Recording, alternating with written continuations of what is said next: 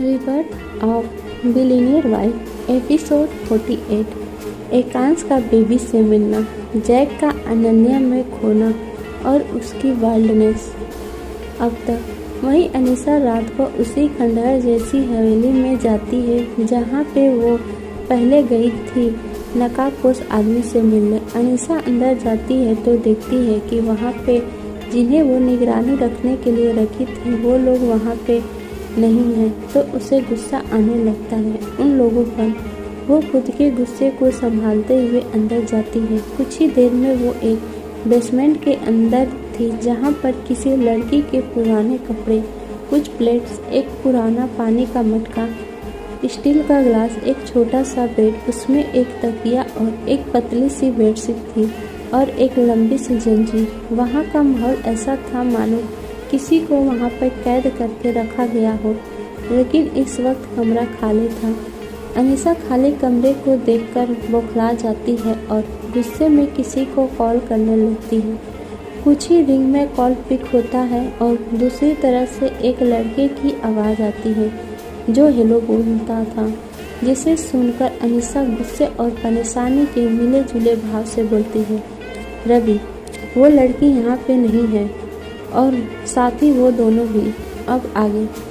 रात के करीब 12 बज रहे थे। एकांश की कार एक बंगलों के बाहर रुकती है जो काफ़ी सुनसान इलाके में था।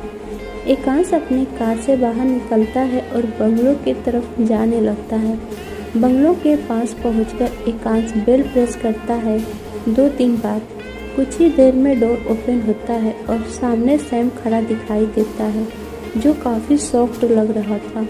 एकांश उसे इग्नोर करके सीधे बंगलों के अंदर आता है। सुहानी उसे लिविंग रूम में ही दिखती है। सुहानी को देखकर एकांश उससे पूछता है, अन्वी कहाँ पे है? जिस पर सुहानी बोलती है, ऊपर कमरे में, अभी सो रही है। एकांश अपना सर हिलाकर ऊपर कमरे की तरफ जाने लगता है। कुछ देर बाद जैसे ही एकांश डोर ओपन करता है, उसकी नज़र बेड पर पड़ती है जहाँ पे अन्वी बच्चे की तरह सो रही थी। इस वक्त अन्वी का सिर्फ फेस ही दिखाई दे रहा था क्योंकि उसने ब्लैंकेट को ओढ़ी हुई थी जिससे सिर्फ उसका फेस ही दिखाई दे रहा था। एकांश अंदर आकर डोर धीरे से लॉक करता है, फिर अन्वी के साइड बेड पर बैठकर सोई हुई अन्वी को निहारने लगता है। फिर अपने हाथों को अन्वी के फेस पे रखता है और अपने अंगूठे से अन्वी के गालों को रब करते हुए खुद से ही बोलता है, सॉरी जान, मैं तुम्हारे पास नहीं था जब तुम परेशान थी। वो अभी बोल ही रहा था कि तभी अन्वी के बाजू से ब्लैंकेट हिलने लगता है, जिसे देखकर एकांश की आईब्रोज आपस में सिकुड़ जाती है। वो धीरे से ब्लैंकेट को साइड में करता है तो उसकी नज़र अन्वी के पेट के पास पड़ती है जहाँ पे बेबी किसी खरगोश की बच्ची की तरह अन्वी के पेट से चिपका हुआ था। ब्लैंकेट के हटते बेबी कसमसाते हुए अपना छोटू सा फेस अपने माँ के पेट से बाहर निकालता है और अपनी ग्रीन आइज को टिमटिमाते हुए एकांश को देखने लगता है। एकांश को देखते ही बेबी के फेस में एक प्यारी सी स्माइल आ जाती है। वो हंसते हुए अपने छोटे छोटे हाथों को अपने छोटे से मुंह में ले लेता है। दूसरी तरफ ऑस्ट्रेलिया के आइलैंड में यूएस के बेडरूम में अनन्या बेड पर लेटी हुई थी। उसी के ऊपर वो हैंडसम सा लड़का भी लेटा हुआ था और इस वक्त अनन्या को बहुत ही एग्रेसिव होकर पैशनेटली किस किए जा रहा था। अनन्या को कुछ समझ नहीं आ रहा था। वो बस लड़के को करने दे रही थी जो वो करना चाहता था। करीब आधे घंटे बाद जब वो लड़का सेटिस्फाइड हो जाता है तो अनन्या के लिप्स को छूता है। लड़के के छूते ही अनन्या लंबी लंबी सांसें लेने लगती है। लड़का बहुत ही इंटेंस नज़रों से अनन्या को देखता है जो लंबी लंबी सांसें ले रही थी। इस वक्त अनन्या ने जो वाइट शर्ट पहनी हुई थी वो पूरी तरह से बिखरी हुई थी। उसके शर्ट्स के बटन भी खुले हुए थे जिससे अनन्या के क्लीवेज साफ दिखाई दे रहा था। लड़का अनन्या को अपनी इंटेंस नज़रों से देखता है, फिर अपने फेस को अनन्या के नेक के पास घुसाकर उसके ईयर को हल्के हल्के किस और बाइट करने लगता है, जिससे अनन्या के मुंह से आह निकल जाती है, जिसे सुनकर वो लड़का और भी एक्साइटेड हो जाता है। धीरे धीरे वो नेक से नीचे की तरफ आने लगता है और क्लीवेज के पास पहुंचकर वहाँ पे किस और बाइट करने लगता है, जिससे अनन्या की आहें भी तेज हो जाती हैं।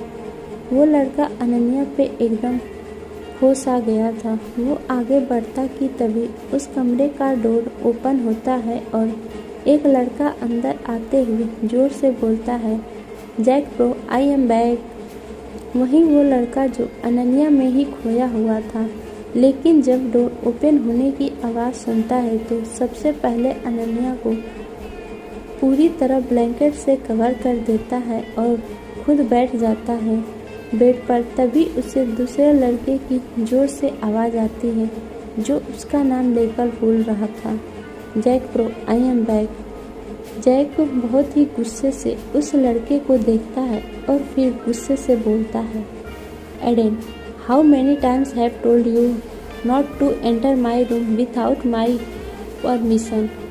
एडन, मैंने तुमसे कितनी बार कहा है कि मेरी इजाज़त के बिना मेरे कमरे में मत आना।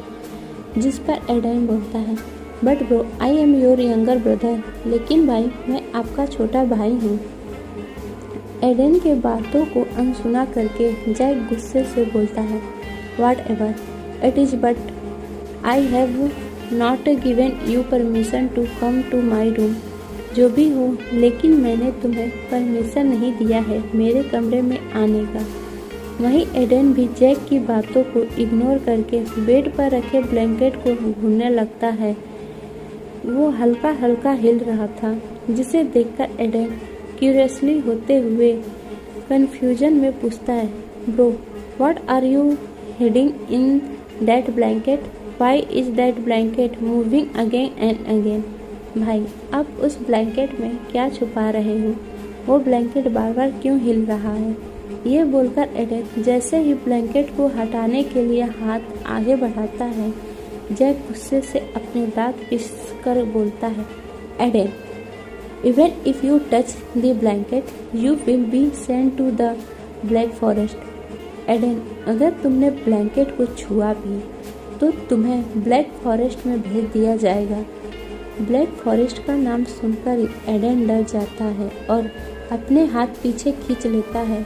फिर जैसे ही वो कुछ बोलता कि जैक उसे अपने डेविल लुक में आकर अपनी नीली आंखों से घूरते हुए बोलता है, गेट आउट। जैक के डेविल लुक को देखकर एडन डर जाता है और जैक के कमरे से तुरंत गायब हो जाता है। चलिए थोड़ा जानते हैं जैक के बारे में। जैक स्मिथ एक अंडरवर्ल्ड डॉन है, जो एक नंबर का हार्टलेस पर्सन है। अमेरिका और ऑस्ट्रेलिया दोनों जगह इनका ही राज चलता है। जैक के फैमिली में 4 लोग हैं, जैक के मॉम डैड और एडन उसका छोटा भाई, जो अभी कमरे में आया था। जैक किसी को मारने से पहले एक बार भी नहीं सोचता है, इनका काम ही है जान लेना। अनन्या भी एक मोस्ट इम्पोर्टेंट कैरेक्टर है कहानी की। अनन्या की आइडेंटिटी एक मिस्ट्री है, जो बाद में पता चलेगा आप सबको। तब तक के लिए आप सब जुड़े रहें हमारे साथ। आप सबको ये स्टोरी कैसी लगे प्लीज़ बताना ना भूलें और अपना रिव्यू कमेंट में ज़रूर दें। और जिन्होंने भी हमारे चैनल को सब्सक्राइब नहीं किया है, प्लीज़ आप सब चैनल को सब्सक्राइब कर दीजिए और ज़्यादा से ज़्यादा शेयर करिए, ताकि हमें मोटिवेशन मिलती रहे और हम आप सबके लिए ऐसी ही प्यारी प्यारी स्टोरी लाते रहें। मिलते हैं नेक्स्ट एपिसोड में, तब तक के लिए bye bye and take care.